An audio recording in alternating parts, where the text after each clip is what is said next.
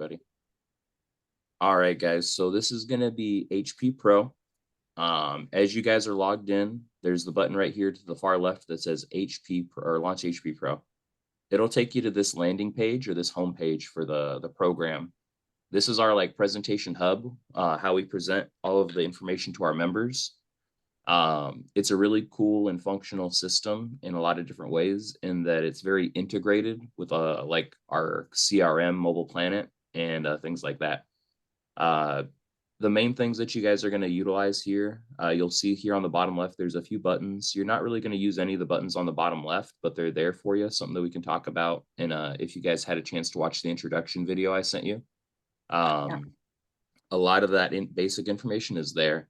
I want to kind of show you the more applications that we're going to the applied use of all this. So as you guys are starting, you're going to notice here where it says client name. If you don't have leads in your account, then it's going to be a little more difficult for you in the sense of, see how when I type in Michael, it's going through and it's looking through all of my current leads that are in my lead bank because I'm signed into myself.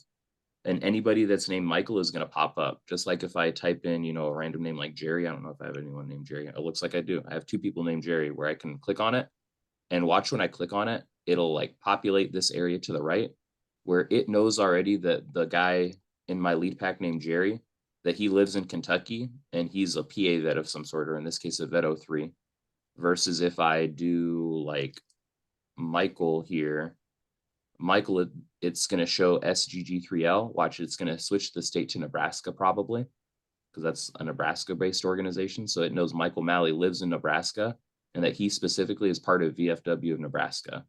Now, for you guys, you might not have leads in your account yet. Or actually, most of you do have leads in your account, so you'll be able to do it. Yeah. But, you can also always type in other, and it will populate this on the right-hand side and let you kind of get to this full other taskbar.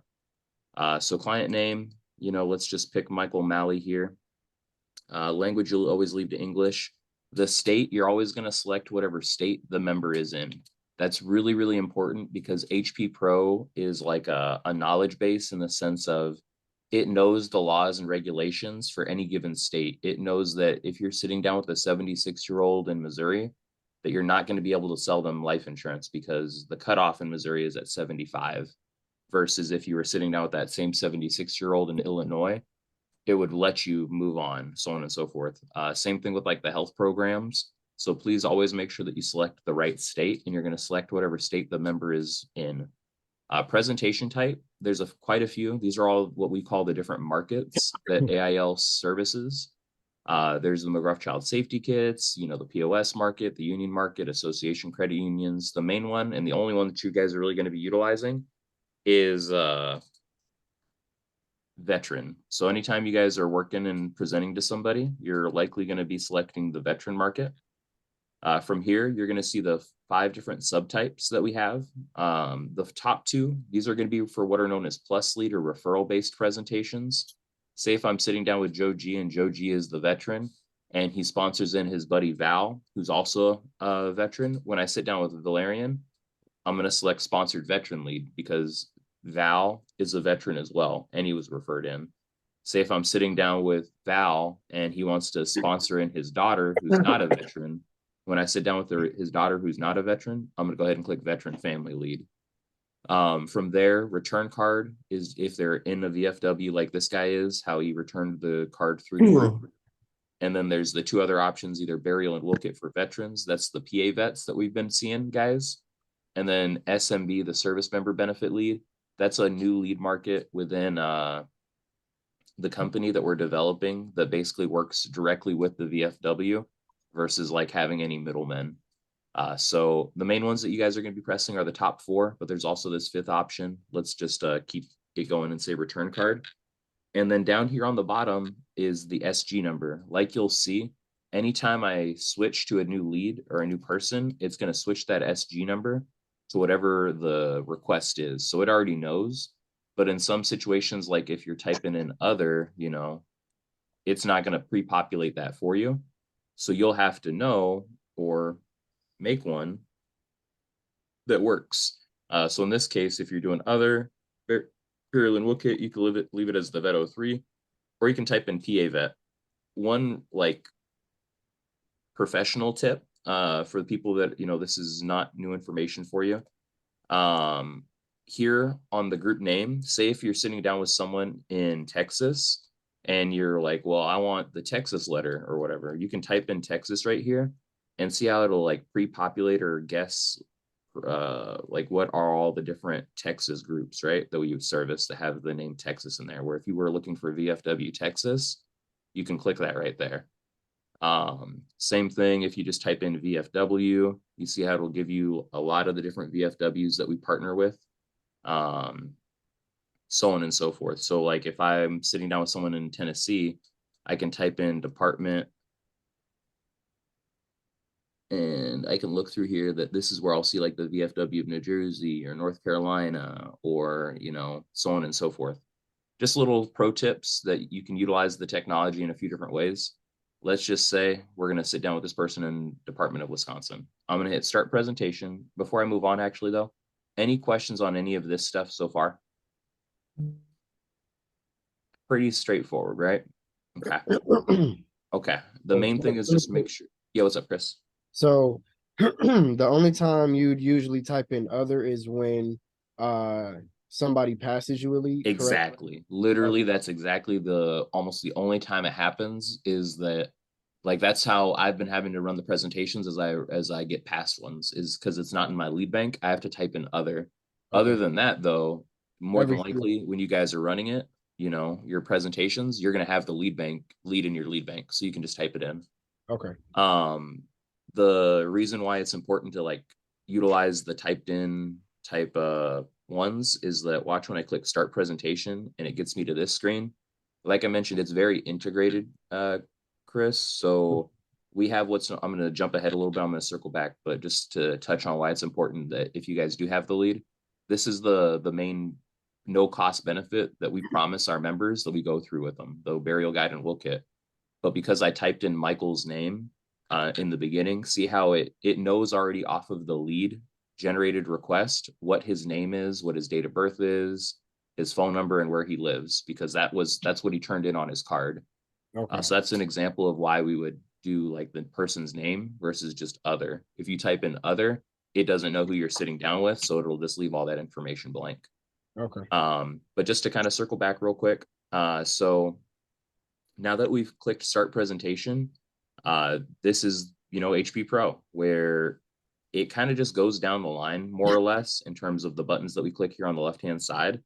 The first thing that we usually do is, say hi, with our camera on, so on and so forth.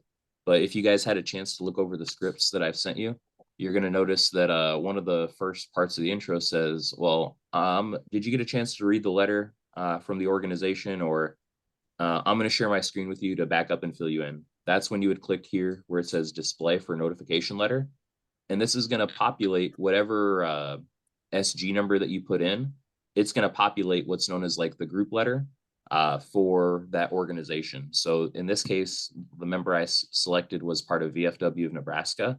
So it's showing the letter that VFW of Nebraska issues out. If you're sitting down with someone that's a PA vet and you type in right here PA vet, or in the beginning of your presentation PA vet, when you click display, it's going to show a copy of the email that they would have received from when they requested the benefit. You're noticing here to the left that, right, I switched the code and it pulled up a new letter. So that's something you can always do. Once again, another kind of pro tip is throughout my presentation, if I need to, build credibility in a different way, instead of just showing them the email, I can show them a copy of the letter from the Texas Veteran Service Organization, so on and so forth. So yeah, that's the letter. Um, we'll talk more tomorrow about like presenting and using the letter effectively in your A1 and also in your B1. But the important thing that I want to show you today is that once again, here it says group code. It's something that you can type in and change. And what you'll do is click display to go ahead and, display the letter. From there, another just tip of HPPro, I'd encourage you guys to like follow along on your own computers basically, but you see how you can like click and it'll zoom in to make things bigger, especially as we present to members on phones. Important to utilize that zoom in feature. So that's the notification letter. A brand new option that just popped up in terms of these benefits is this survey. I'm not going to train you guys on this survey, but you're welcome to look at it and kind of see how it works out. It's even cool in that if you look on the top right here where it says message from SMB, I can click. Oh, it's actually looks like it's still coming soon, but eventually it'll play a video regarding the benefits that are issued out and so on and so forth. But we don't really utilize this survey yet. It's very new, but it's there for you. When you're working with a member, and let's say it's that guy that was in Nebraska, right? When we work with our return card members, one of the benefits that they request is a AD&D certificate. That's what this AD&D coverage is. Since I typed in Michael's name and the lead, it's not only going to just show a blank certificate. What it'll actually do is show, his handwritten card that he turned into his post, even though it's really blurry right here, but you get the idea. That's the group coverage. You don't need to worry about it too much, but it's there. The main thing that we're going to go through here first is this veteran Hey, burial guide. Michael, can you, Yep. sorry to interrupt, can you No, please. go through the difference between that version of the group card and the green one that says 2000? Yeah. So what Gino's bringing up is, so it's there too. Just click yeah, more. I know it is. I'm just trying to show them the difference. So you guys know how with a PA vet, or you guys, you're gonna learn today. Oh man, I'm locked out of my account because you guys used it too many times. Okay. With with a PA vet, what we always American Income Life's shtick is that we promise to give them something that they requested, and then we pivot and transition into talking about insurance. In the case of a PA vet, what they requested is the burial guide and will kit. In the case of a return card group, what they requested is a $2,000, $3,000, or $4,000 benefit through their organization. So that's what this group coverage is. What Gino's bringing up is something that we can always provide people to bring value, because that's what we always try to do is bring value, is this $2,000 certificate. So if you guys look on the left-hand side, I did it kind of quick, but there's this button that says more.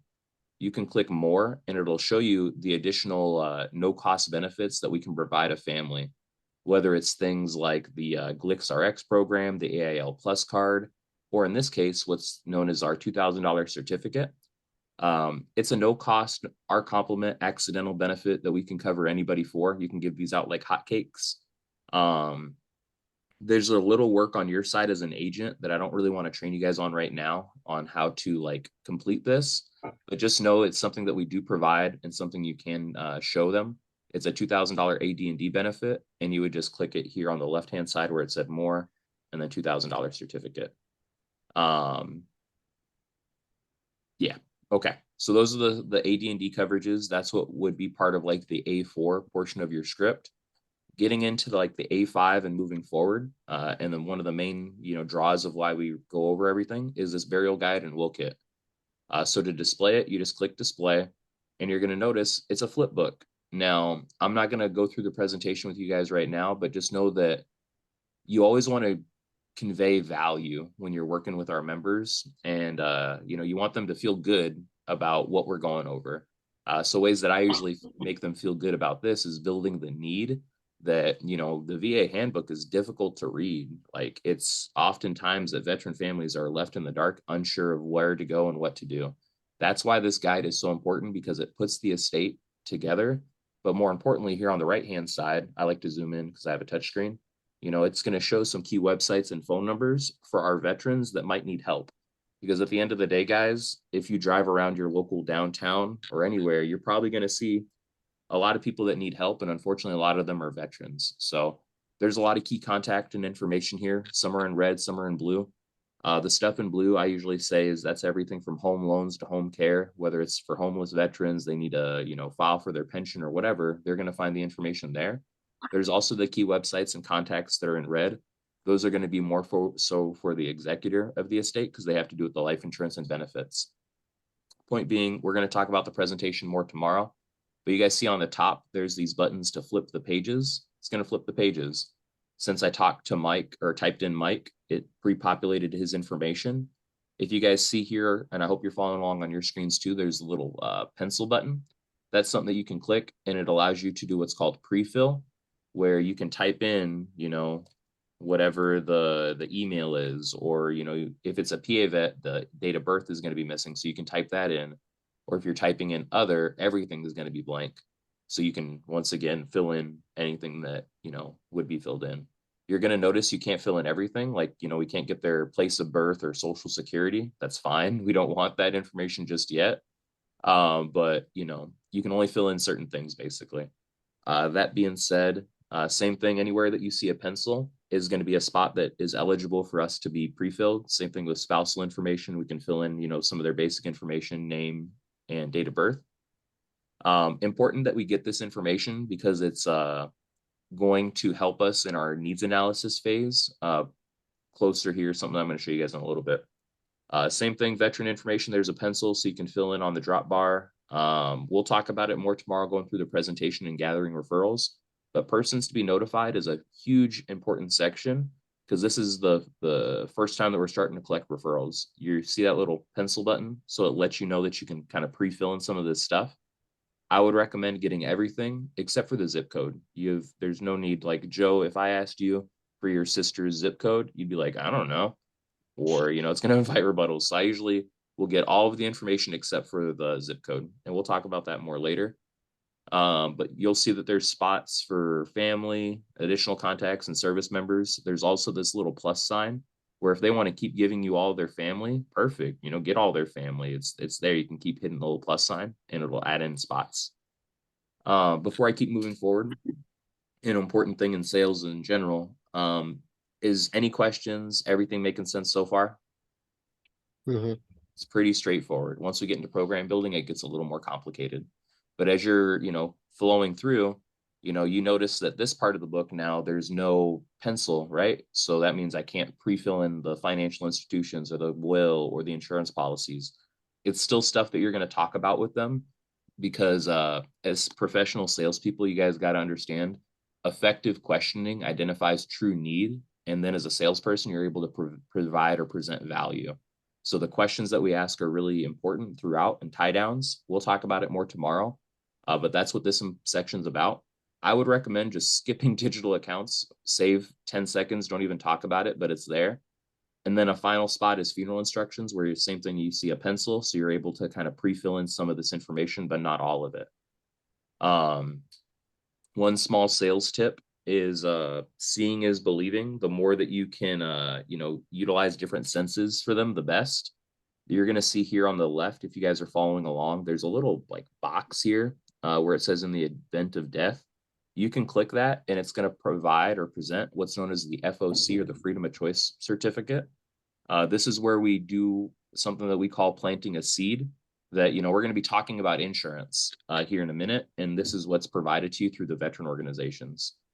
So if you guys are following along either in your scripts or on HPPro, we're at like the A6, A5-ish portion, kind of going through the family information guide, where it talks about, final arrangements, and then, provided you qualify, here's your freedom of choice benefit. That's the family information guide. As we turn the page, the next spot gets into the actual will.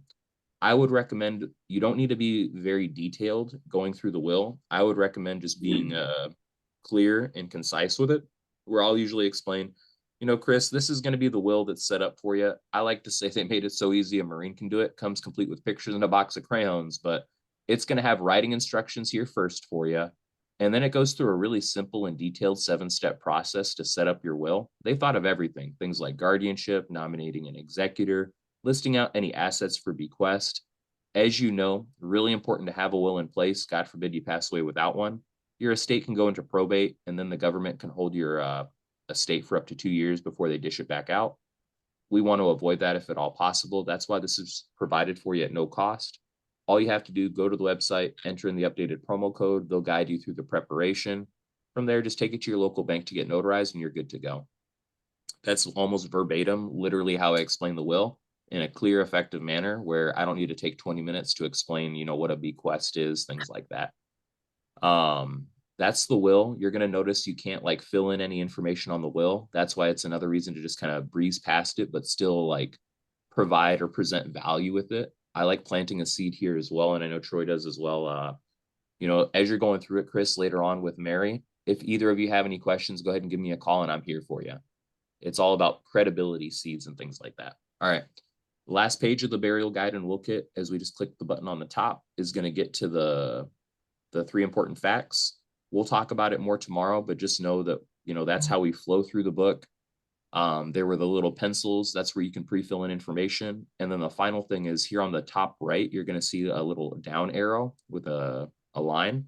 That's a download button, where when I click the download button, it's going to download that exact burial guide and will kit that I just filled out. So if they gave me, all of that person to be notified information, so on and so forth, I can send this to them so that it's already filled in with the information that I filled in. Does anybody have any questions on the burial guide and will kit and kind of how we flow through it? My last page for the important facts isn't loading. Like everything else loaded except that one page. Okay. It might be, if you guys ever have an issue with HPPro, sometimes as there's new versions and whatnot, sometimes it not necessarily messes up. Sometimes HPPro is a little buggy.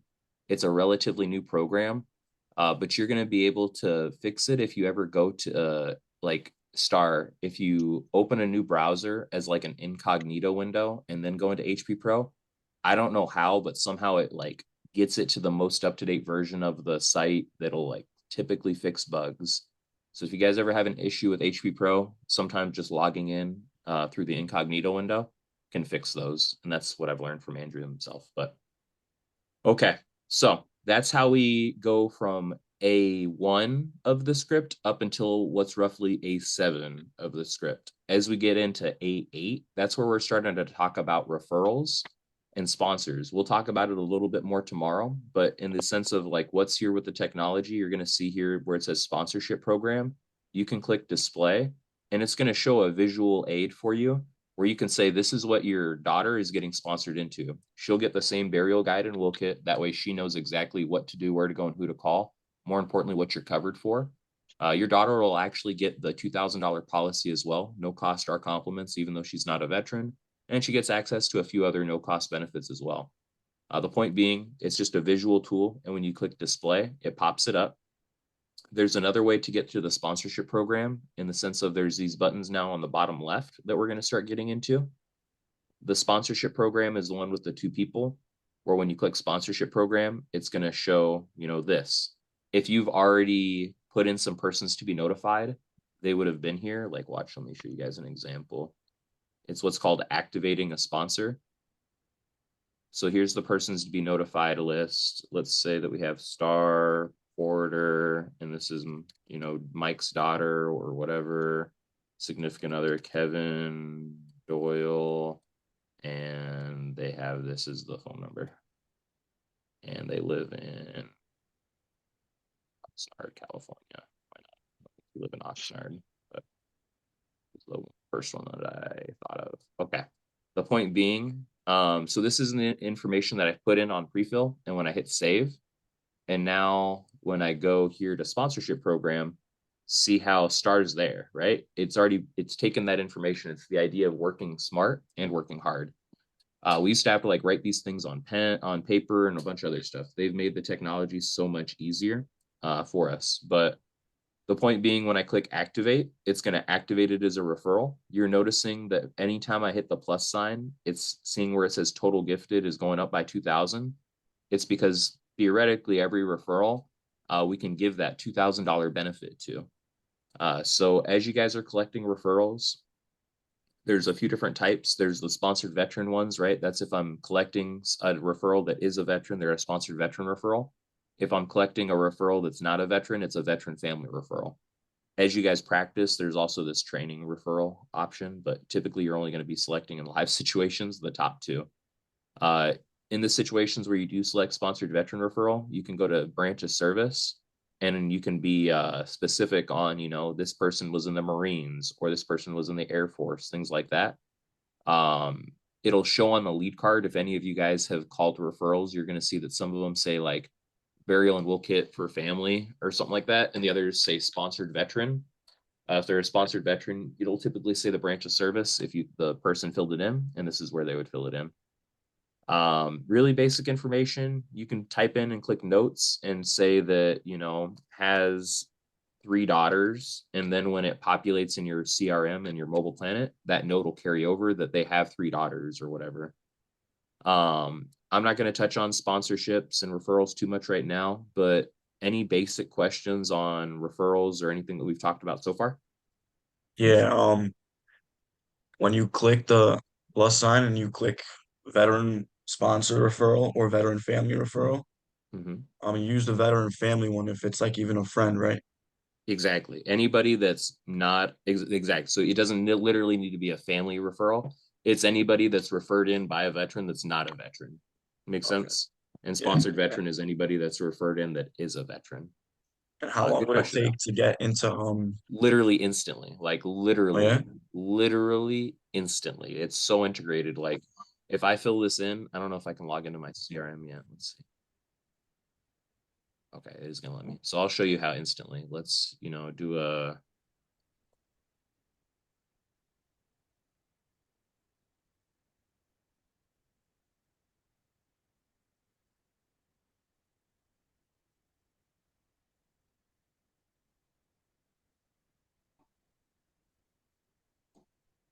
okay. So watch, I'm gonna hit save.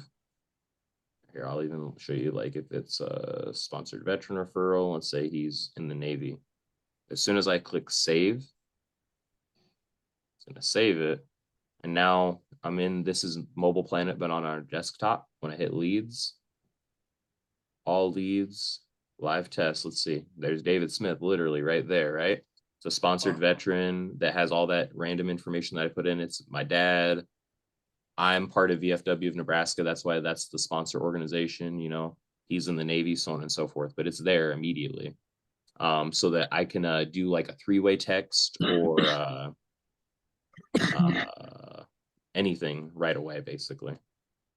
So yeah, good question, but it's literally instantaneous. I'm going to delete it so that it doesn't get into my bank. But anyway, Okay.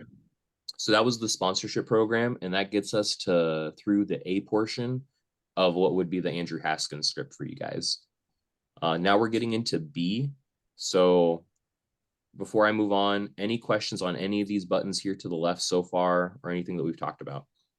Mike, I don't have the script that you keep referring to. Okay, I'll email it to you if you can. If anybody, so with my group of people, I had planned this for a couple of days. I'm glad that we have you know, Joe, Michelle, everybody here. So I want everybody to learn this. Send me a text message, Michelle. You should have my phone number with your email. Okay. And I will email you some information. Like what I sent my people was a simple email that just gives you some resources and videos that you can utilize on your own time, and a simple presentation script that is proven to work. Okay. So I can send all of this to you. Just send me a text with your email. Same thing like Joe, Val, anybody that needs this basic information, send me a text with your email, and I'll send this to you so you guys can start looking at it. Okay, thank you. Yeah. Okay. On that note, now we're getting into the B portion of the script. When we get to the B portion of the script, that's when we're going to utilize the letter again. And to do that, you just click display. And when we're in the B portion of the script, we show the second part of the letter. So that's where you would, you know, flip the page and show the second part of the letter. We're going to talk about the presentation and the flow of it more tomorrow, but that's the B portion. As we get into the next spot, we're going to click this button on the bottom left where it says needs analysis. So if everyone from this point on especially can make sure that we're all on the same page and that everybody has Planet Alta or HPPro pulled up, you're going to click on the bottom left where it says needs analysis here, and it's going to pull up this screen. Now, the first thing that we do is in our B3, we have to qualify somebody to make sure that we can move forward with the insurance. You guys have probably seen as dialers, someone will say like N1 uninsurable. This is where we can start to find out if someone's insurable or not, versus going through like the entire presentation, getting them to say yes to something, only to then find out that they don't qualify. So when it comes to qualifying, something that we're going to talk about later today, there's 2 different like parameters for qualification. It's based off of age. If someone is under 60, they're what's known as a super combo. if someone is age 60 and over, they're considered a senior. Qualifying as a senior is far easier than qualifying as a super combo. The person that's 18 and the person that's 59, they go through the exact same underwriting like qualifications. But the point being, here's some basic questions to get started. If you guys see on the left-hand side where it says super combo, it's going to ask questions that are, centered around someone under the age of 60, how we would need them to qualify. So do we ask them if they take any medications, if they have had any health issues, if they use tobacco or marijuana, and if they've had any sort of arrest record or DUIs. That's the foundational questions of qualifying for someone that's not a senior. When it comes to a senior, it's more specific, but also like less like qualifying as a seniors are easy. I think Troy jokes, can they breathe on a mirror? If they can breathe on a mirror, they qualify as a senior, basically, in the sense of, do they have any terminal illnesses, Alzheimer's, or use oxygen there in the home setting? Some people might say I use oxygen to sleep at night, like a CPAP machine. That's not a disqualifier, just as a heads up. But so terminal illnesses, oxygen, or Alzheimer's, and then just specifically in the last 2 years, if they've had any cancers, strokes, or heart attacks, and then do they use tobacco or marijuana in any form? So those are the qualifying questions that we'll utilize here in the B3. And then as we get into the B4 portion, it's the actual needs analysis. So if I Hey, would, Mike, I don't want to interrupt you, No, but please. I did put the script as well as the Jillian Gets EAP video and the training packet in the chat for you. my dog. So Thank you. if you can, Michelle, and everybody, specifically click on the one that says veteran training packet. That's not the final script, guys, but it's a very good foundational script in the sense of it's a proven one. It's not perfect, but it's a good foundational start. It's a little bit older, but like I said, it's proven to work. And if you ever watch me and Shayla present, you'll notice that 70 to 75% of our presentation is based off of that script still, even though it's a little bit older. So all that being said, getting into the B4 portion of that script, it's called the needs analysis. That's where we start to fill out this information to personalize our programs to the person. So, I'm just going to put some basic information in so I can move forward, but filling it out is straightforward.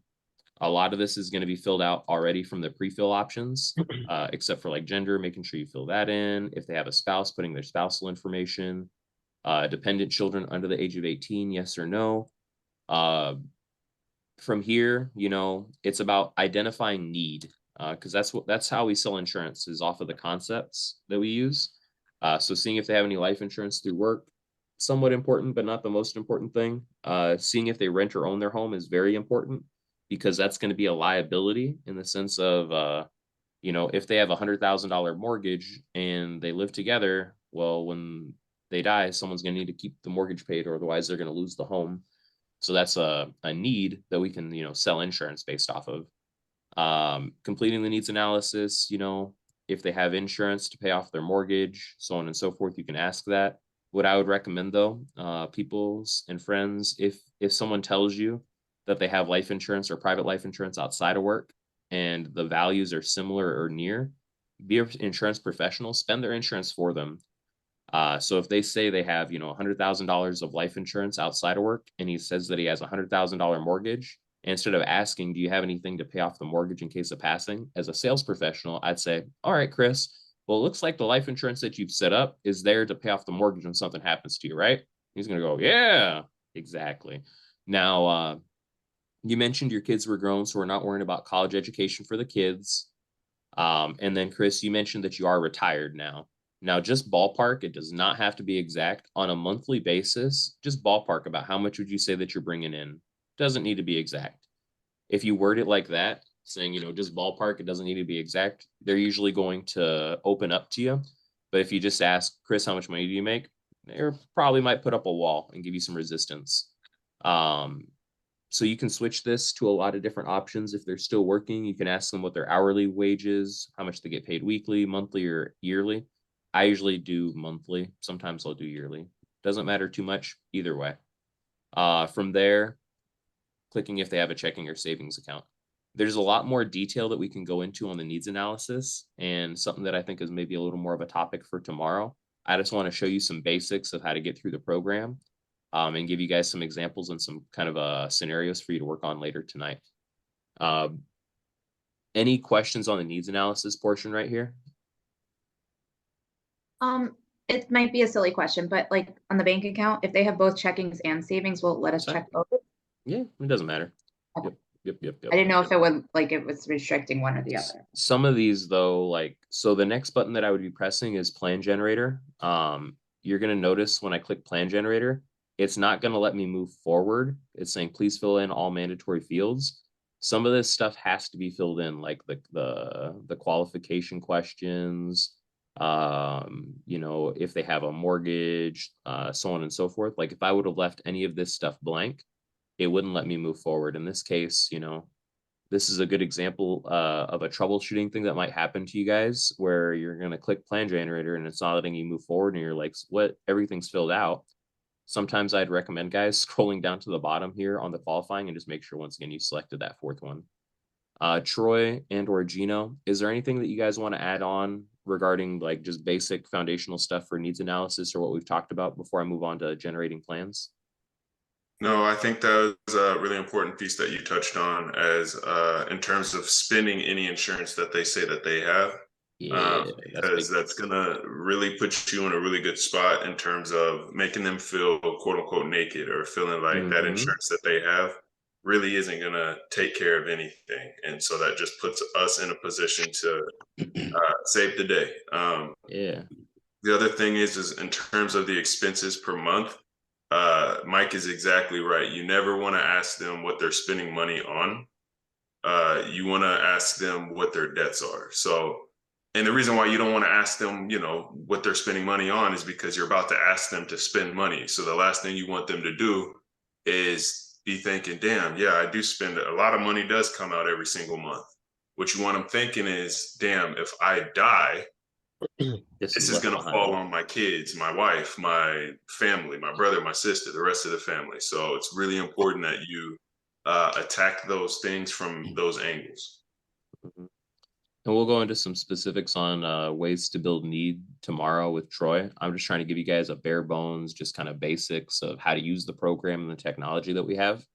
But yeah, expenses per month, if you guys see that here after the income, like Gino's mentioned, you never want to ask them, you know, okay, about how much are your expenses per month? Instead, you want to find out their liabilities. Like, okay, you said that you had a vehicle.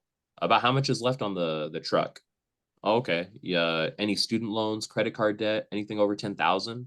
Because once again, those are things that are going to fall back on the family. And instead of thinking, oh man, I'm spending, you know, $1,000 a month in bills, they're thinking, just like Gino just said, man, when I die, my $20,000 truck is either going to get repossessed or be a burden or whatever on the family. TP, anything, like I said, just basic that you want to touch on today regarding needs analysis? I don't think so. Do you guys all understand why it was built that way? Like, does anyone have questions about why you would be asking these questions or? Well, because then Philosophy you know behind it? exactly what kind of policy to offer them. Yeah, and we're gonna touch on that here in a second. But just to kind of touch on it real quick, especially for people that you've gone through HPPro, this is stuff that you've heard before. Whenever we're selling, and the reason why it's called a needs analysis is there's kind of 5-ish foundational needs that almost any person will have. The one main selling point that we always provide is death, and that we're all going to die. So that's why our freedom of choice benefit and funeral and final expense protection is so important. So at the end of the day, no matter race, creed, religion, ethnicity, whatever, we're all going to die. And unfortunately, someone is going to have to pay for that service. So that's where our freedom of choice comes in. Now, from there, there's other foundational needs. The reason why we ask for their income is that if it's Joe and Mary, Mary's a stay-at-home mom with 2 kids, or Joe's a stay-at-home dad with 2 kids, it doesn't matter. You see every situation.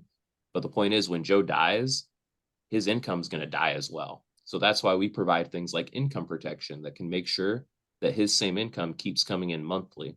We would only find out that sort of like need by going through that needs analysis and asking the questions. Remember how I started this today earlier saying that as a salesperson, effective questioning is going to identify true need. That's a need, right? Is the income replacement. You're going to, because we don't sell products, we sell on concept. And we'll talk about it more tomorrow, but That's a big concept is so funeral and final expenses, income protection. If they're older, maybe it's social security protection or pension protection or some sort of income replacement. Because when we die, our income dies. Now, the next big need is understanding, what's the biggest bill? And one of the like, I can't remember the term, but like, there's five foundational needs that anybody has, right? The biggest bill that most of us have is our mortgage, our home, our rent. So that's the third need that we usually would build off of, and why we ask if they like rent or own their home. The fourth need that a lot of people are going to have is debts, right? Things that are going to fall back to the next generation: credit cards, medical debt, student loans, vehicle debt, campers, jet skis, all that sort of stuff. Those are things that someone's going to need to pay them off. Otherwise, that's going to go away or affect someone negatively. So that's the fourth need that we would talk about. And then the fifth one is the idea of like a legacy benefit, college education. When you die, I'm sure you'd agree that you want your children to have the best opportunity possible. Unfortunately, statistics show there's like a 3% chance of one income household being able to afford higher education for their kids. So that's the fifth kind of need. Or if it's grandparents saying that, when you pass away, we want to make sure your children or your grandchildren have what's the word, not an estate, an inheritance type thing that they can, have a chunk of change to remember grandma by. But those are the kind of 5 needs that we can build off of. And we would only find those needs if we do an effective needs analysis. So that's why this portion is important. And everything that we take here up until the start of the presentation or even the phone call up until now leads us here to plan generator. So this is an important spot for you guys. I would recommend following along on your screens, but on plan generator, this is how we build plans. Troy and I would tell you, back in the day, we wish we had the plan generator. We used to have to do it old school, get out a rate book and try to figure out cost per thousand and a bunch of other stuff. Technology is really freaking cool in that it does all of it for us. So I was mentioning earlier, guys, that it's important that we put the right state in, because that's where this is going to start to come into play, where it knows that in any given state, what the rates are for them, if there is different rates or what's available in terms of health coverages, things like that. So to build programs, the first thing that we do is if I were to ask you, Joe, do you want a beer? Your options are either yes or no. If you give someone the opportunity to say no, they're probably going to say no. But on the idea of if I say, hey, Joe, do you want a beer or a water? You almost have to pick one. So it's an important sales psychology type thing that we do, in that we want to do what's known as option closing. So the first thing that we do is click plan options. And you always want to select at least 2 options. How I usually would do it is I would label the top one enhanced because it's the bigger benefit. And the other benefit, I typically would label recommended. You guys might hear other people do like gold, silver, bronze, or, platinum and gold, whatever it be. At the end of the day, the main focus is having at least 2 options to show someone. The enhanced benefit, this would be your larger option. As we get into HPPro, in building programs, there's 3 things that are important for finding the rate for someone: their age, their gender, and their tobacco status. This is why in the qualifying area, we ask in both seniors and non-seniors if they use tobacco or marijuana in any form, is because even if they don't smoke tobacco, but they smoke marijuana, or even if they just vape or just chew or just whatever, they're a tobacco user, they're a smoker, they would get a different set of rates. So you'd want to, like, it would already click it if you put it in earlier, but that's what TU means, is tobacco user. So that being said, the first thing that we do is click plan options. We have them set up where here you guys see on the left enhanced, and here over recommended, where if I click it, I can customize it. We sell on a few different ideas. One of the concepts that we sell on is the idea of setting aside a certain amount of dollars a day. That's important because, traditionally in American Income Life, we sell to working people, labor unions and whatnot, where we used to base everything off of what's known as an hour power philosophy, where if someone's making 20 bucks an hour, we would tell them setting aside an hour of their work a week would help protect their whole family. Well, the problem is, as we work with veterans, they're commonly retired. So that's why our philosophy can sometimes switch to $1 a day. The whole point being, it just makes it make sense to them. Everything we do in this business is just about making it make sense. Now, that being said, when you're doing your dollar a day philosophy, I'm not going to get too nitpicky on it. You're all going to have different uplines that might do things a little bit differently. The point being is you want to show them an expensive option that's not very realistic, and basing off of what you've learned from their needs and their income, an affordable option that's going to be, more in line with what they need. So as an example, this is all customizable. These are all the different products we provide. The A71 is a health plan, which you can only sell if you're licensed to sell health. WHL here, this is the whole life benefit. 10YRC, this is a 10-year renewable convertible program. ADB stands for accidental death benefit. Now, I'm going to click this box on the top that says children under 18. It'll give me another option here for child rider, because once again, that's another product that we can sell, is that we can provide coverage for the children as well. So all that being said, you can mess with this in a lot of different ways. Anywhere that there's a blank field, like where it's white like this, you can put in something. If I want to give them $1 million of whole life, well, I can type in 1 million and it's going to tell me how much 1 million cost. If I want to instead say, hey, this guy's only willing to spend $10 a day on his benefit, well, I can put 10 right there and it's going to show me here how much coverage he gets for $10 a day. If instead he says, you wouldn't really have this, but hey, I'm only willing to spend $180 a month. Well, perfect. I can put 180 here for the monthly, and it's going to show me however much coverage I get for that. Okay. Or I can say, hey, he wants 60,000, and I can type in 60,000 and it'll do it that way too. So all that being said, there's a lot of different ways to go about this. When it comes to the big benefit, setting it to $10 a day or a certain coverage amount can, do really well for things. The 10YRC is going to take their income. So say if I said earlier in the needs analysis that this person makes $4,000 a month. Why is it letting? There we go.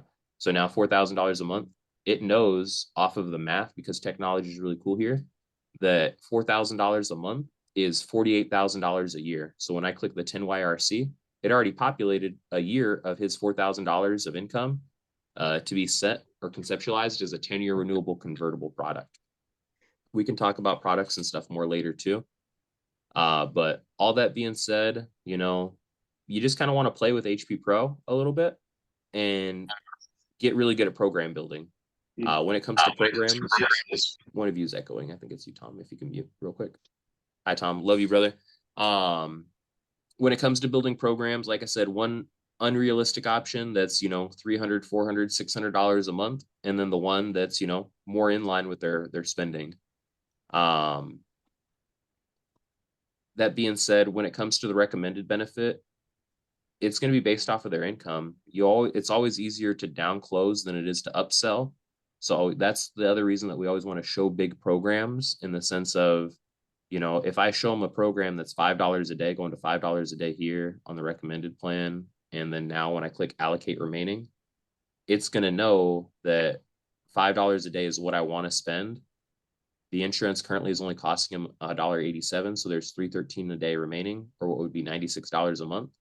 So when I click here, it's going to allocate $96 a month to him. When I click allocate, it jumps it all the way up to show however much coverage he would get for that amount of premium.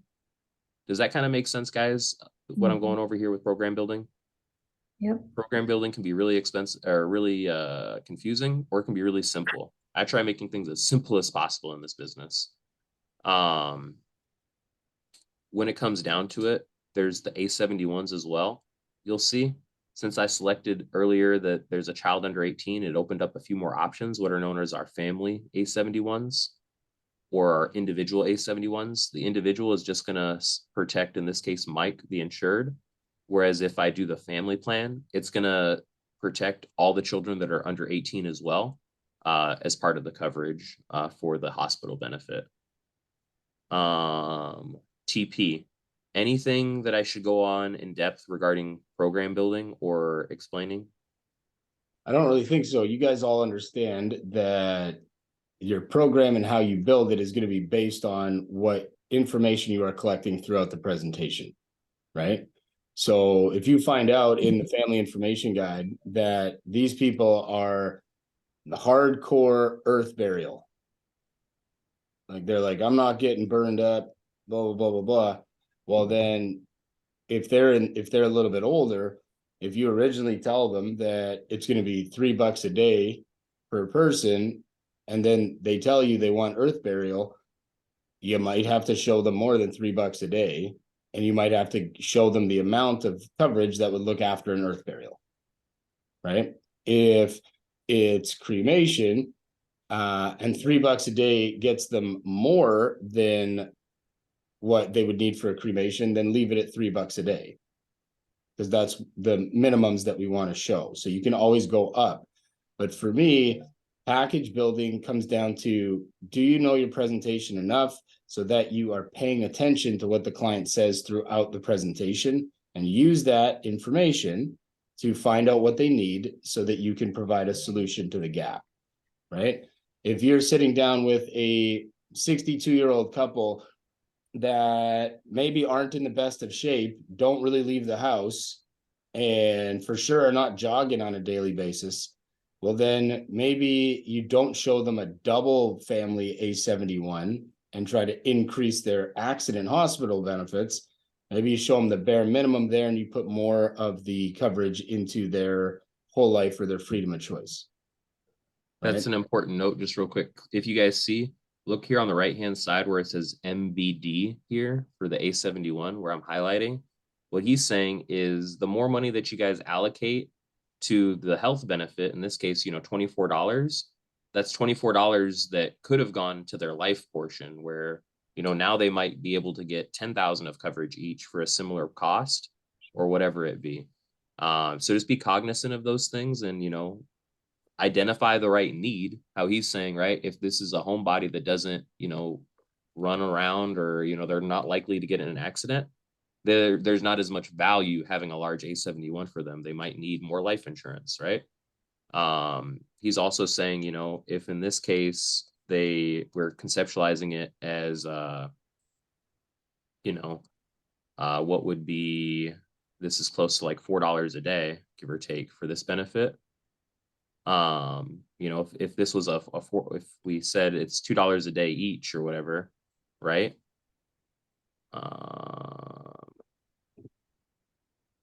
And allocated, but then they say, hey, I want an earth burial. Well, $8,000 isn't enough to cover an earth burial. So that's where he's saying, well, you can instead type in 15,000. And this might be what you need to do in that situation. Instead of going off dollars a day, giving them a specific coverage amount that'll take care of or fulfill that need. And Mike, it's also fair to say, do you guys think you ever run into a couple where one person wants cremation and one wants earth burial? Of course. Yeah. So again, by paying attention to what they're saying and showing the husband who wants earth burial 12,000 and the wife who wants a cremation 6,500, and then you can build that into a plan that's going to be comfortable for their budget. You can use what they're saying to explain why the coverages are being recommended in that way. It makes their needs being listened to and answered, and also allows you to customize the program. Again, the big thing that we talk about throughout the presentation, or that I always point out on, is the point in the script where we say every veteran is seen separately because every veteran has different needs and different wants, right? So obviously what's right for you wasn't right for this, wasn't right for that. We're basically explaining, I tell them, unlike group coverage, which gets forced on everybody the same way, these are customized to each individual veteran and their family's needs. And so you'll actually see their face and their body relax a little bit when you tell them it's being customized to them. Now they feel they have choices, options, they're being heard, as opposed to, there's certain salespeople that are like, it doesn't really matter what you say, I'm gonna try to sell you this. Mm-hmm. Right? And then it doesn't work with the presentation. So that's why it's so important that package building, to me, is probably the difference between somebody closing at 30% and somebody closing at 40%. Because 1,000%. you will get those extra sales based on it making more sense to them. And you can also lose easy sales if the client is like, nah, that doesn't make sense. It's either too much, too little, or whatever it might be. So Just remember, you're an expert, and whatever you show them is what they are going to enroll with for the rest of their lives. So that's why this type of stuff, you guys should be practicing at home, running scenarios in your head. If you've got leads in your account, right? Let's say you have a response card lead and you can figure out what the husband's or the wife's age is, then practice building programs based on different scenarios so that you get comfortable and fast with it. Because you guys, this is the middle of the presentation and you do not want to take 5 minutes to build 2 programs. Mm-hmm. You're going to lose the attention of the client. They're not going to stay engaged with you, and you're going to get awkward because of silence. And when you get awkward, they get awkward, because sales is a transference of feelings. And you do not want them awkward right before you start going over the most important part of the presentation. Exactly. Because With me on that? the presentation hasn't, like, everything up until this point isn't going to make you any money. It plants the seeds of setting you up to make money, but everything up until this point, the presentation hasn't really started just yet. It's about to start. And how he's saying to practice. So just to kind of take a step back, this is that homepage of HPPro again. There's these buttons that are on the bottom. If you guys want to practice at any time, you can use this button that says pre-plan. And this is a really effective way to practice building programs for any age group, where if you're trying to do it with a 75-year-old and get really quick at it, you know, you just have to put in some basic information, and now it'll let you build a program for a 75-year-old. Or if he also has a 62-year-old spouse, it's a male or female, doesn't matter. The point being, you can play and plug around with this in a lot of different ways. Okay. Package building is really an art form and a science. If you make it simple, it's simple. If you make it difficult, it's really difficult. But practice is the mother of mastery, and repetition is the mother of mastery. So keep it going and keep putting in effort and ask questions on it. There's a lot of different products we provide. But when it comes down to it with seniors, it's a pretty simple process, and that seniors get senior whole life, and that's about it. They can get senior whole life in an A71. Seniors aren't going to be able to enroll into like the term coverages or the ADB. The child rider isn't really something that's available to them, so on and so forth. We mostly work with seniors, so get really. Tommy had a quick question. So you're saying, are these accurate numbers, or will we ask what they need? The only thing we need to know for what they need is, do we know if they want earth burial or cremation? We can take that into account. If somebody says they live in Georgia, but they want to be buried in Maryland, well, I'm gonna have to take that into account because there's going to be shipping costs, right? Mhm. And then on top of that, the only other thing we take into account is their active level. So I had a 76-year-old veteran the other day that I sold on like $4 a day. And I gave him a double A71 because he says he's got an acre of field and he mows his lawn himself. So I increased his A70. I didn't take it away from the ALP. I added it on top. I increased, instead of showing him $3 a day, I showed him 4, but I built in an increased A71, and that made sense to him because he's active. The next person that I sold, who was 10 years younger, who said they barely leave the house, I showed the smallest A71 possible and put everything into their freedom of choice. Even though they said they wanted cremation, I still showed them like 12 grand in their freedom of choice because that's what their $1 a day program could get them. So it's just a matter of moving the money around based on what the client tells you they need or want, and then being smart about how you present that information to the client. Exactly. So as a great example, right?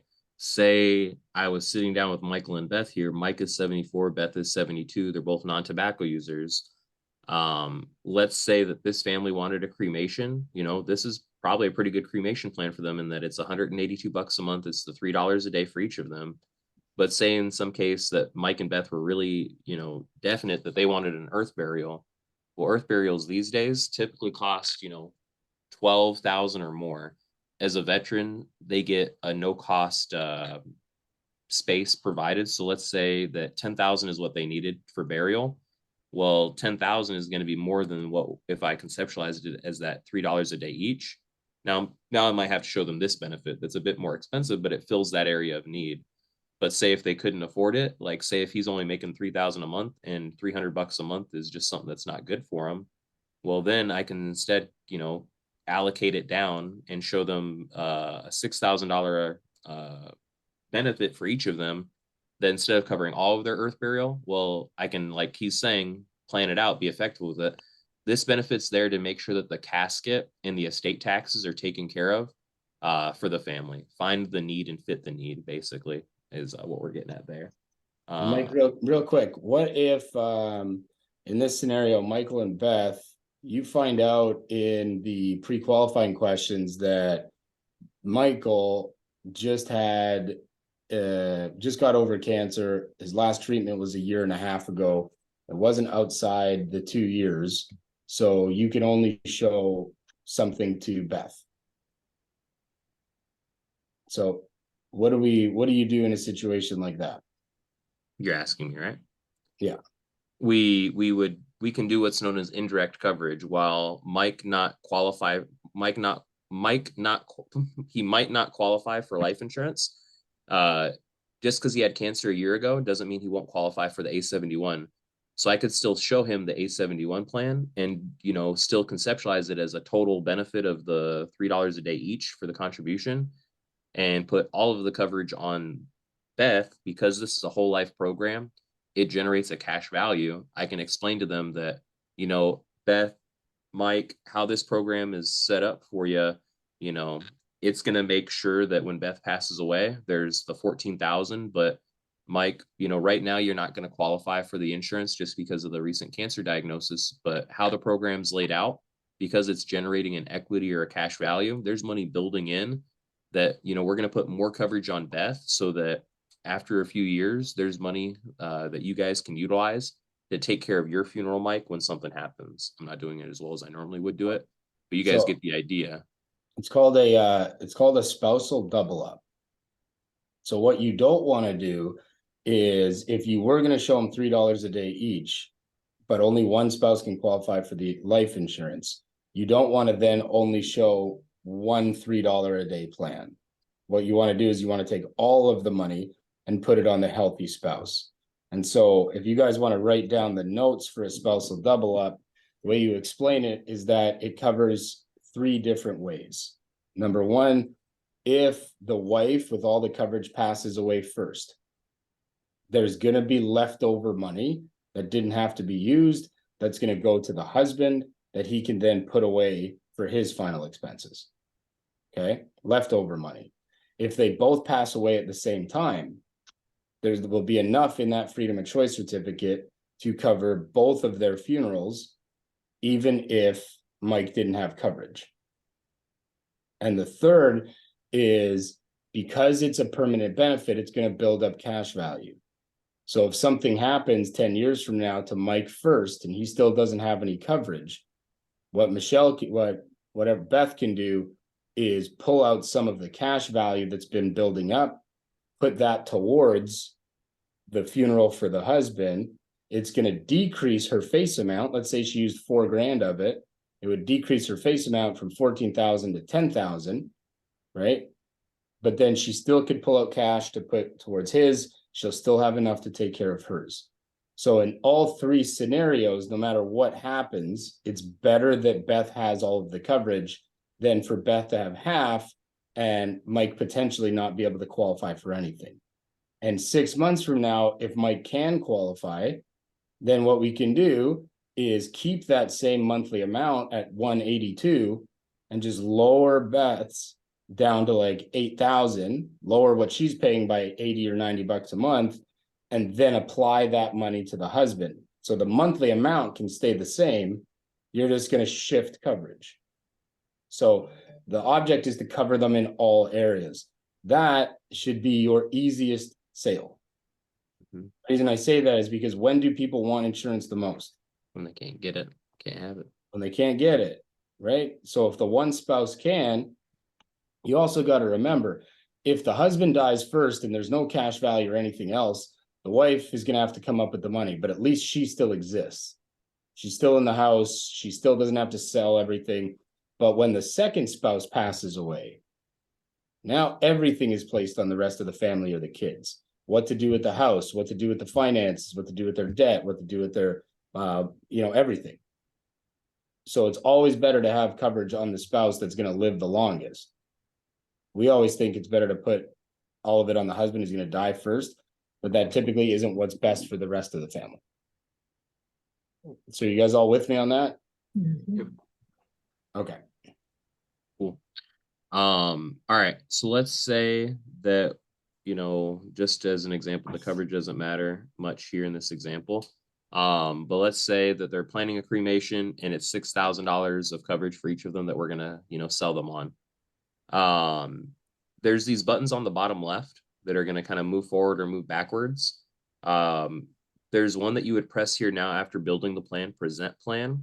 The reason why is sales psychology, right? There's two different buttons that'll move forward, either present plan or benefit summary. Benefit summary jumps all the way ahead, where now I have no control over what you guys are looking at or seeing, right? You guys see so many numbers and like you see 796, you might hang up on me, like all this different little stuff because I don't have any control over the situation.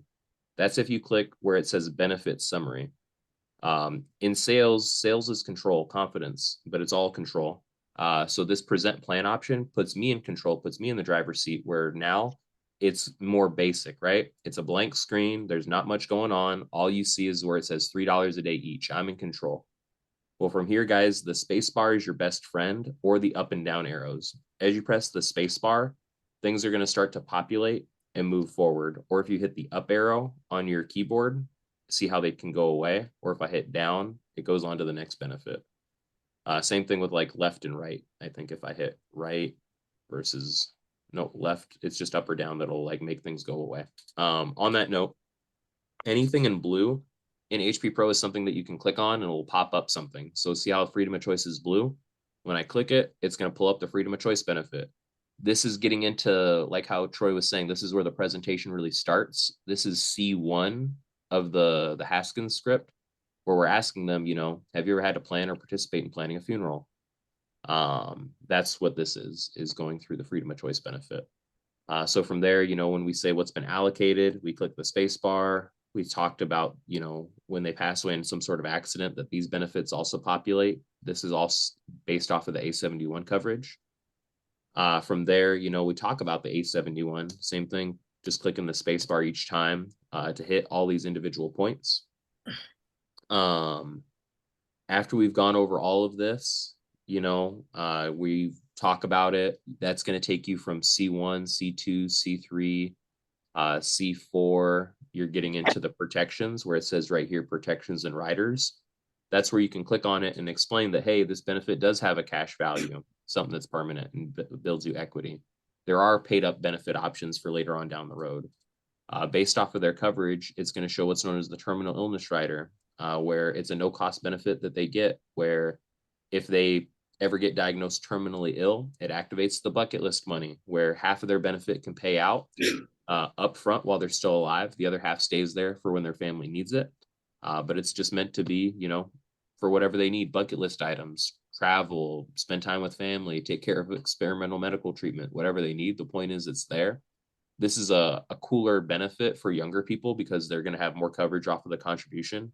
Seniors, not so much. You're going to notice here how benefits guaranteed isn't blue. So I can't like click on it and have something pop up. But that's another important protection that we talk about with them. So that's going to take us to the D portion of the script. When we get into the D portion, the first thing we say is, first time going through all this, so on and so forth. Getting into D2, it asks, the most important question, God forbid, when something happens to you, say in a bad car wreck, that's where you click where it says beneficiary. And it's going to pull up this spot where it's going to take, whatever the auto accident amount plus the freedom of choice is, and it's going to put it right here. So that's why, say something happens to you, say in a bad car wreck, there's going to be $52,000 that pays out to the family. Earlier, Michelle, you said that the children would be the one taking care of everything. So let's go ahead and list all children equal to get access to that. Okay. Okay, good. Then we get into D3, where we're trying to customize and fit their budget. That's when you finally click benefit summary. And I'm able to say, all right, Michelle, there's a lot of different benefits that they set up because these are meant to be customized for you. The program I just showed you is where most veterans would start out. It's right around the $3 a day each, or the $183 altogether. That's the program I just showed you, where it's covering you and Mike for $6,000 of coverage. Some vets, they get really excited about the benefits and ask if they can qualify for more. That's this enhanced plan. I don't really recommend going this far. As you see, you get a lot more coverage based on the contribution. but that's something you can always add on to later. So did you just want to get your foot in the door here with the recommended plan? They're probably going to say, yes, I'd much rather spend 183 than 796. Ignore the bad number examples. Like normally the numbers wouldn't be this wiggity, but because I keep messing with the ages, they're a little wiggity. Essentially that's going through HPPro and the most important buttons and features. So that was plan generator. There's a few options down here on the bottom as we kind of finalize a presentation. One that Troy wanted me to mention and bring up is this underwriting manual. So this is something that you're going to find throughout the presentation, like throughout HPPro. See this little box with the plus sign? You can actually get to it from the very home screen of HPPro. If you ever have underwriting questions, right here, you can click the underwriting manual and say if someone has cancer, you can type in cancer and it'll give you all the different types of cancer. But if I click like colon cancer, it's going to give me first a brief explanation of what colon cancer is if you're not sure, right? But then it gives you some like a matrix or a chart on if this person will qualify and what you need to know. So first off, there's this section here on the left where it says life. So anything under life is going to be if they qualify for life insurance. A&H is going to mean if they qualify for any of our A&H products, either our H34,000 or our A71. We also provide disability insurances, and this would be if they qualify for the disability insurance. Generally, you're going to be basing everything off of the life side because that's mostly what we try to provide people as life insurance. So first off, it lets us know that if someone has colon cancer in this case, the first thing that we need to do as an underwriter, which is our main job, is to complete a cancer questionnaire when we fill out the application. It's also going to need an APS, an attending physician signature, just basically saying that, you know, we're going to need their doctor to sign off on that this person is healthy enough, basically. Underwriting actions, it lets us know in this case that if they had colon cancer, they have to be 3 years surgically removed, 3 years removed from the surgery and treatment, and that they'll likely be rated, in this case, an extra $5 to $15 per every 1,000 of insurance. So if 10,000 of insurance costed this person, you know, $84, it's going to cost, you know, another $50 at least for them to get the same coverage based off of the rating, basically. You won't be able to, like, the rating is something that's going to come from the underwriters, but something to talk about. Anyway, this is cool because it'll even do things like, you know, if you type in cirrhosis, right? You might not know what cirrhosis is, but it'll tell you exactly what cirrhosis is. It'll tell you exactly if they qualify or not. If you type in something like COPD, right? Same thing. It tells you what COPD is, and then it gives you examples of, you know, if they're going to qualify and what you need to do. This is really, really helpful, especially, like I said, for like Natasha, SC people that have ran presentations before. A lot of your guys' questions typically come down to qualifying when you know, call your manager. You have the information right here. You know, you can utilize it. Things like the bill chart are built in as well, where, you know, people qualify, they might be perfectly healthy, but if I sit down with someone that's 5'4" and only weighs 98 pounds, they actually don't qualify for insurance because they're, you know, on the negative side of the T chart more than likely because they're too little type thing. Or if I'm sitting down with someone that's 5'5" and weighs 380 pounds, same thing, they likely won't qualify for insurance because in this case, they're too heavy. So this T chart is important. The higher the T, the more likely that they are going to be rated and the more that they'll be rated per 1,000. So important to kind of take a peek at this and just kind of keep eyes on it as you're filling out applications. Troy, anything that you would kind of have me touch on regarding the underwriting manual? Well, I look at it like this, guys. We're all professionals, right? And so if we were in any other industry, let's say real estate, right? Rachel, I think you were in real estate. You would need to 100% know what are the qualifications in order for somebody to get a mortgage. You would need to know stuff about their credit, about how much stuff they have in their bank. Do they have their assets? You have to know all of these things, right? So look at our underwriting kind of like needing to know qualifications to get the insurance.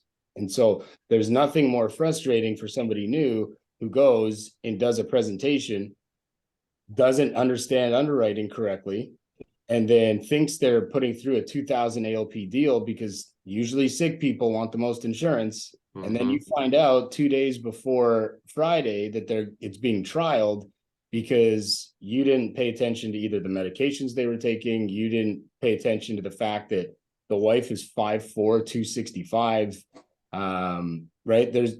And then it's just not good for any of us.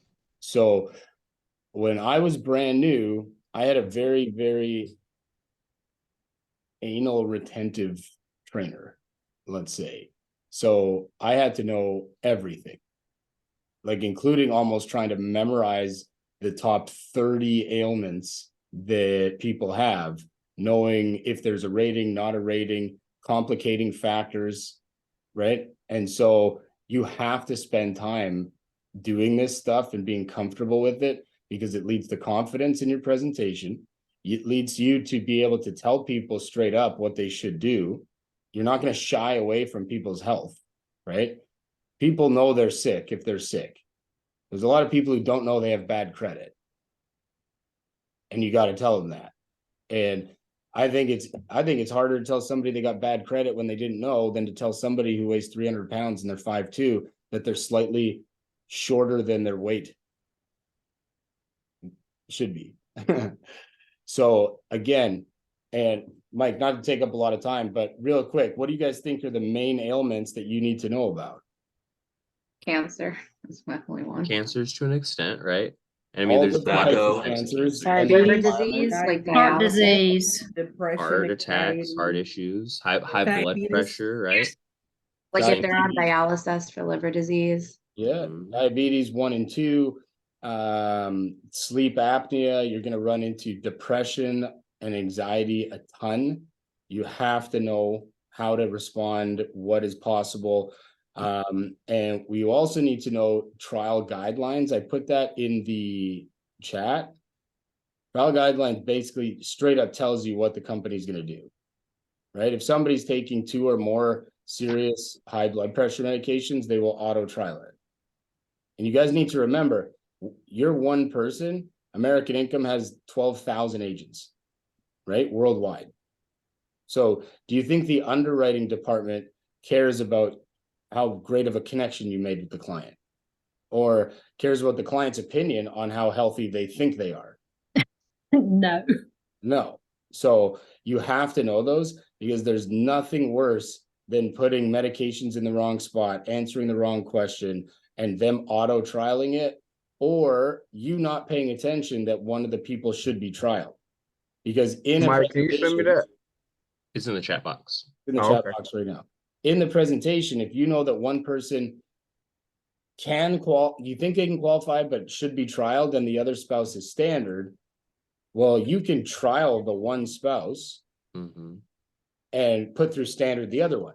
That's fine. But if you put both through standard and the company chooses to trial it, they trial everybody. Mhm. Mhm. So this is something that he just shared, just to kind of look at guys together. These are the quality guidelines. So these are things that if they, meet any of these parameters, you're likely going to need to, like you said, trial the application. How I usually think of it, guys, there's what's known as a standard submit of an application and a trialing of an application, right? Standard submit, I like to say that they're innocent until proven guilty. American Income Life will gladly take their money on what they've said is true medically. But American Income is still going to do what's known as an underwriting. They're going to look into medical records. The underwriting process can take anywhere from 2 to 8 weeks. During that period, right, they're innocent, they're insured. American Income Life got paid, but at any time during that underwriting period, if they see that this person lied on the application or, whatever, they can, apply a rating or decline them for coverage, things like that. So that's a standard submit. There's also what's known as a trial application. Now, trialing is going to be something that we do to protect ourselves and protect our members. They're essentially guilty until proven innocent, in that American Income Life won't take any money from them. They won't provide them any insurance. They will go through the underwriting for them, though. After the underwriting's complete, American Income Life will give the person a verdict that, yes, we will give you coverage for what you applied for, maybe we're going to apply a rating, maybe they won't, but they would know at that period. So that's what trialing an application is essentially the American Income Life isn't getting paid. They don't have the insurance yet until they go through the underwriting. Any questions kind of on like the standard submit versus trial? And on that note, what I was getting at, if like, say I'm sitting down with Dave and Dave, you know, has had 2 DUIs in the last 10 years and he still drinks, well, I'm going to need to trial it. If he's had a DUI within last year, I'm going to need to trial it. If he's only had 1 DUI, but it was 10 years ago, well, it looks like we're good to go, basically, is the idea. Just to circle back to the underwriting manual as well, you know, this is where you guys can find out a lot of that information, you know, anxiety, you can type in anxiety, you can find out things like that. If you're not sure about like, one that I popped up a second ago was arrest history, right? There's different types of convictions, whether it's a felony or misdemeanor. It lets you know all of that. So yeah, Natasha, I think I saw that you raised your hand. Did you have a question? Yeah, I did have a question just on the underwriting flash sheet. Is that specific for under 60 or over 60? Yes, I I know would sometimes it's say a little different if they're I would older. say in general, most of the underwriting things that we give you, it's based off of people under the age of 60, just because once they're over 60, the qualifications are so much easier. It really just comes down to the questions that are on the application. So real quick, guys, just to circle back. So this is the home screen of HPPro, right? Here was where the underwriting manual is. There's also this button that says medical questions, where these are the questions that they're going to have to go through on eApp. Whether they're 18 years old or 59 years old, they're going to have to go through all these same super combo questions where we ask them about their alcoholism or alcohol abuse. You know, we ask them if they're, you know, diabetics, if they've had any history of mental disease or disorders, right? If they've had cancer, we ask them all these questions. When Natasha's bringing up, well, there's like these 17 questions for non-seniors, but with seniors, it really comes down to like 5 questions. The Section A questions are what matter for a senior. There's some extra ones that, you know, might apply as well. In terms of like, so with seniors, their qualifying is a lot easier. Some of the stuff applies, Natasha, but not all of it.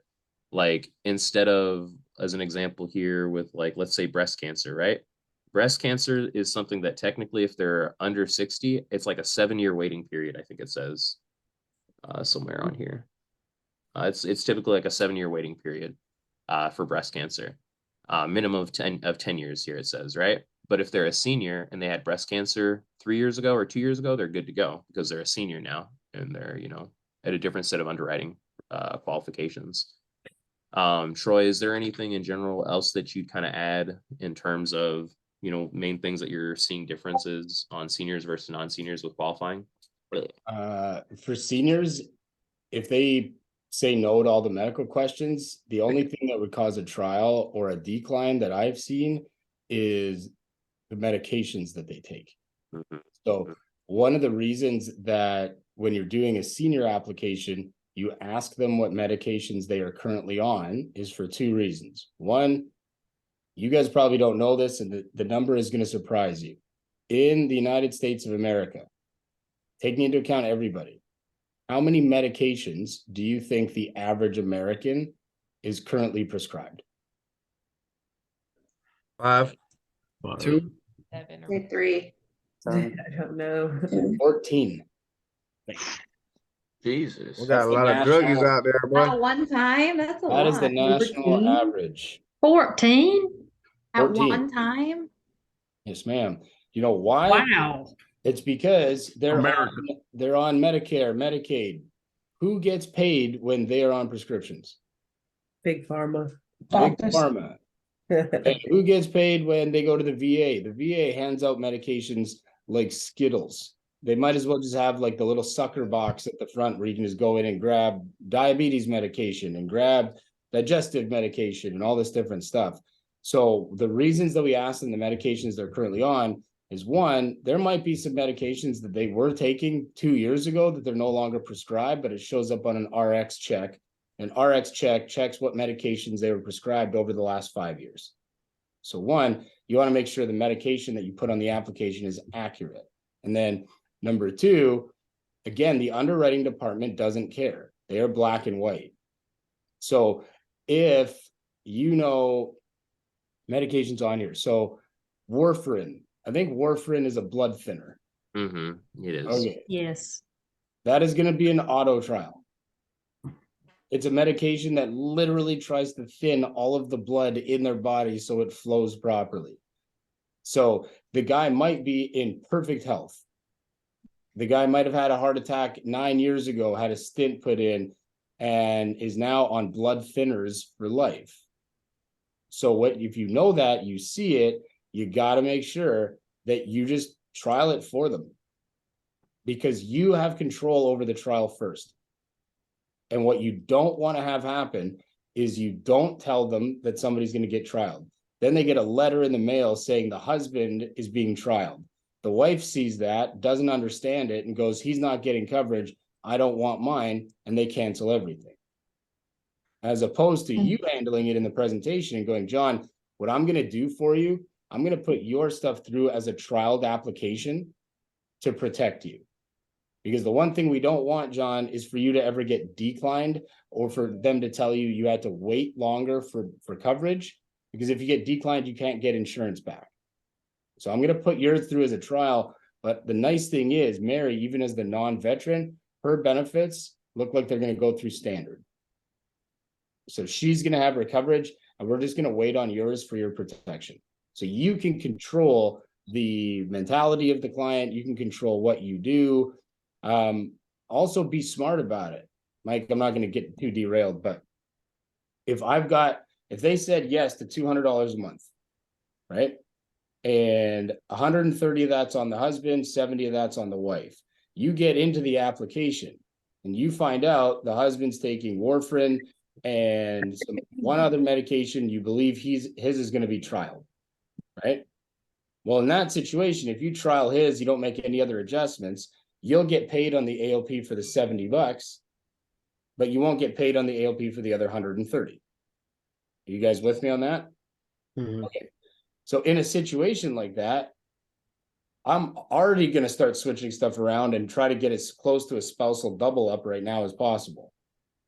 So what I would do on all trials, I don't put through the trial for the full amount of coverage that client wants. I will put through way less. If they were trying to get 10,000, maybe I'll put through 2,000 on him. Why? Because it doesn't make a difference. It's getting trialed anyway. I'm not getting paid on it, and the underwriting is going to stay the same for that client either way. But instead of $130 a month being trialed, well, maybe I transfer $60 of that to the wife. Now the wife's paying $130. She's got way more coverage, and the husband's money was never going to be taken anyway. So they wanted to pay 200. Now they're going to pay 130. It's all going to be on the wife. The husband's stuff is going to be trialed for $2,000 for like $20. If it goes through, great. When he gets qualified, you bump him back up. But at least then you would get paid on 130 a month of ALP, or like 1,500 versus 700. And again, that's also what's good for the client. They would rather have coverage right now. They're going to pay less, so they're going to be happy. And then when the trial goes through, you can sit down with them, be a professional, and make those adjustments, get it back to 200, divvy it out the way that you need to. We can show you guys how to do that. But you got to be smart with what's good for the people. You got to be smart with what's good for you as well.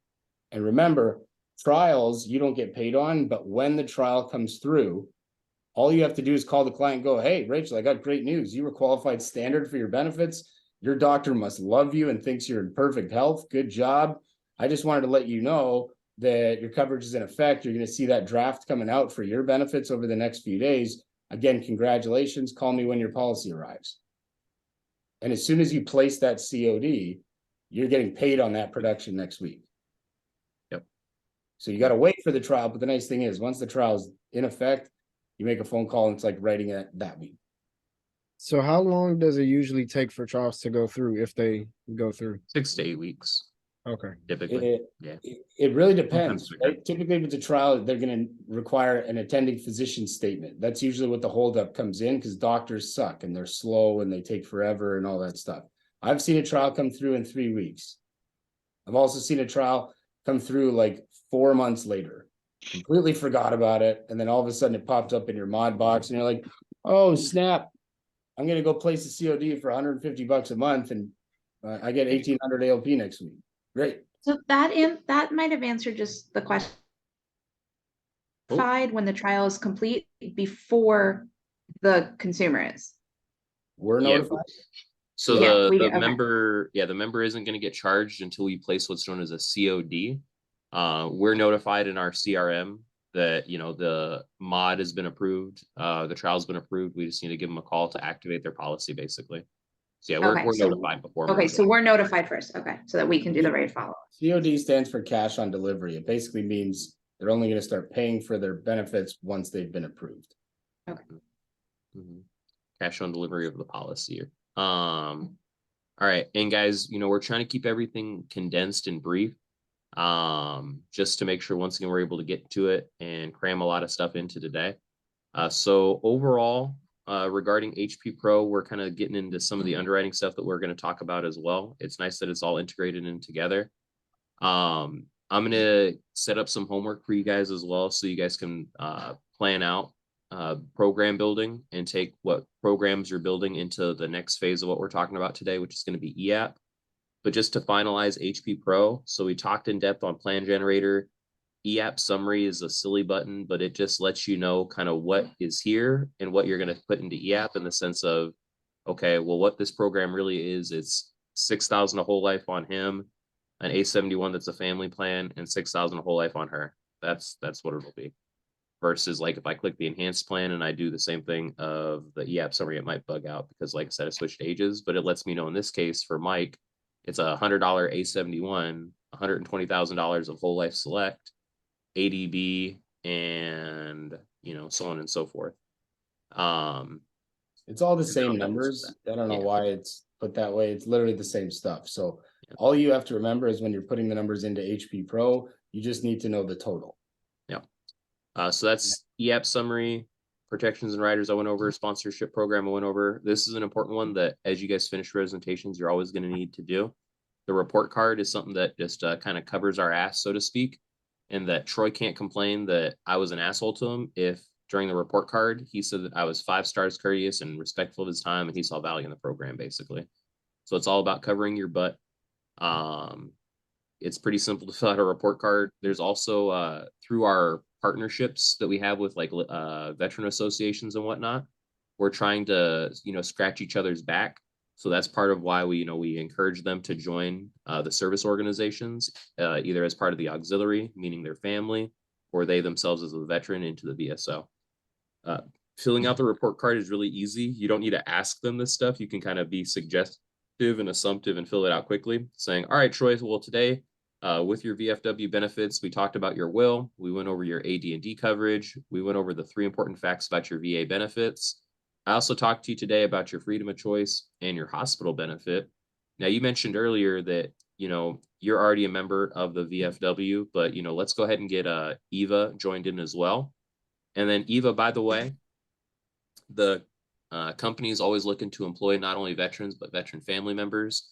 So, you know, if you or anybody in the family is looking for an opportunity for gainful employment, go ahead and let me know and I'll make sure that we take care of you. And then boom, career opportunities. Or if they didn't qualify for right now, they couldn't afford it, boom, next servicing period.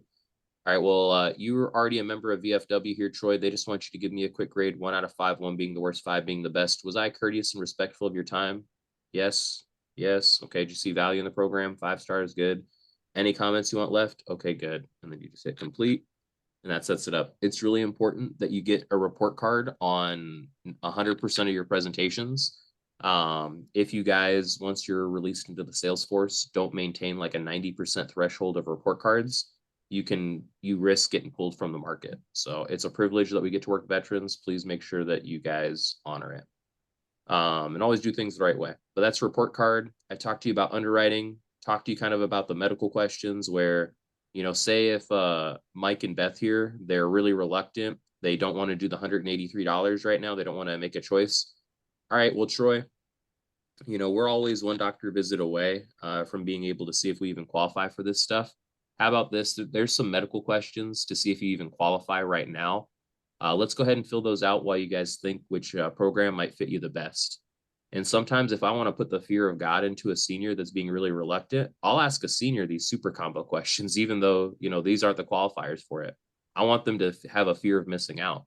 Or, you know, for a senior, if I want to just double check, I can click senior and I can go through the senior questions with them.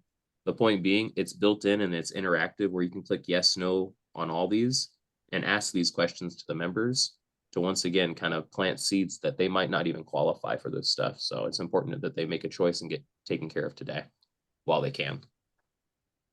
Troy, any final things on HPPro before we kind of start to move on into some of the EAP stuff? Are you gonna touch on just quickly how to resolve it when they're done? Yes. So final thing is clear on the bottom left. You guys see where it says finish presentation. When you click that, it gives this screen right here where you're able to disposition or give a resolution to the presentation with these what happened buttons here on the left. Obviously, enrollment means that they enrolled in the benefits. Think about it means they, you know, didn't enroll. They needed to think about it. If they don't qualify, you're going to click qualify. If they can't afford it, obviously afford. If they're just not interested, they just wanted the no cost benefits. This is just a training exercise. Or maybe you started the presentation and then like this happened to Troy the other day. He starts a presentation that got passed off to him. And then, you know, the lady had, it was her birthday and she had people come by. Well, in that situation, he didn't get to finish it. So he would click postponed. As your training and a trainer, you can also select, you know, if you ran the presentation by yourself, or maybe if you ran it with Troy Plummer, you can type in Plummer and then click Troy and it'll put him in. Or maybe if you want to just type in Beth, you know, you're going to see everybody in AO with, you know, the name Beth in their name somehow. And notes is a really good place to actually put notes. So you guys know that once you resolve in HPPro, you'll see everything that I'll everyone. show them that here next. Yeah. And so what I like to use for notes is any information that would be good if I just need to look at this specific thing. So if I trialed somebody, if I didn't, like a good note about the client. Client was super happy, said he wanted to give me more referrals. Call back in May. I also put in there oftentimes who they referred, because when you go through your referrals and you've got lots of them in your account, sometimes it's hard to pinpoint who referred them because you only see the name of the person that was referred, right? But if I go back to this and I'm like, I'm pretty sure Michael gave me like good referrals, and I go back to the notes and it says referred daughter Sarah, Peter, Mike, and mom, then I could typically go back and go, okay, I can find those referrals quick, and then I can call the ones that I want. So those notes are for you for the most part, but it's really good to be able to go back and see them all there. And everything is tracked here. So that's why it's important for all of this. You can click, you know, which plan they picked and then go ahead and click complete. And that'll end the presentation like you guys are seeing. Everything is tracked. It lets you know like how long the presentation took, so on and so forth. I don't know why it bugged out just now. But anyway, what he's saying is this is the dashboard feature of HPPro, just to kind of like do two final things on HPPro. There's this button on the bottom left that says dashboard. It's going to let you see what your numbers are in terms of, you know, how long your time per presentation, how many plus leads you collect per presentation, your ALP per sale, so on and so forth. Men lie, women lie, numbers don't. It lets you look back on, you know, any of the presentations that you had. So in this case, you know, if I need to look at Donald Imus, I can click download presentation. And what it's going to do is download like the needs analysis and everything that I filled out with him, so that, like Troy said, you know, you can look back on the notes, things like that. One final thing I do want to touch on here is the idea of the game plans. So there's a couple of ways to get to game plans when you first log into HPPro, and before you click that like launch HPPro button, there's a one that says game plans, or if you go to dashboard and then game plans, it pulls this up where you can plan out and utilize the calendar feature and the training features that are built in here. So, you know, if I want to click on May, I can click finances and it'll let me, you know, put in all my monthly expenses for my life in different ways so that I can see, you know, how much money do I need to make or how much money do I want to make. So that's finances. You can list out your goals, like what's your why for the month or your career goal. What are some milestones or clubs that you're trying to shoot for that month or that week? You know, planning out which days off you need on any certain day, whether it's F for field day, V for vacation, O for off. The last part of that, where it puts everything together, it knows that if your goal is to write 20,000 ALP this month, based off of the numbers that you put in, like my contract being 60%, my ALP per sale being 1,500. Typically, when I set an appointment, it's 40% likelihood that they show up, 40% likelihood that they get closed, so on and so forth. It'll let me know how many appointments per day or how many sales per day I need to go ahead and write 20K that month. Or if, you know, my goal is to write 50K that month, you know, I can change the number and it'll let me know, well, based off of these numbers, this is what you need to go out and do every single day to hit that goal. That's the game plan feature. Any questions on any of this stuff, guys, that we've talked about regarding HPPro? Otherwise, we're going to move on. It's a lot of information, but it's helpful information. I'm recording this stuff today too, so you guys can go back and look at it. And then also the videos that I sent you. I feel like a lot of it will be better registered when we're actually sitting in and watching you guys in actual action, as opposed to the hypothetical sort of situation. There we go. Well, it'll help. And that'll be some of the plans here for the week. Is getting you guys into some presentations with Troy, Shayla, myself, and others. Have you guys write in on them. So all that being said, I'm going to stop the recording just real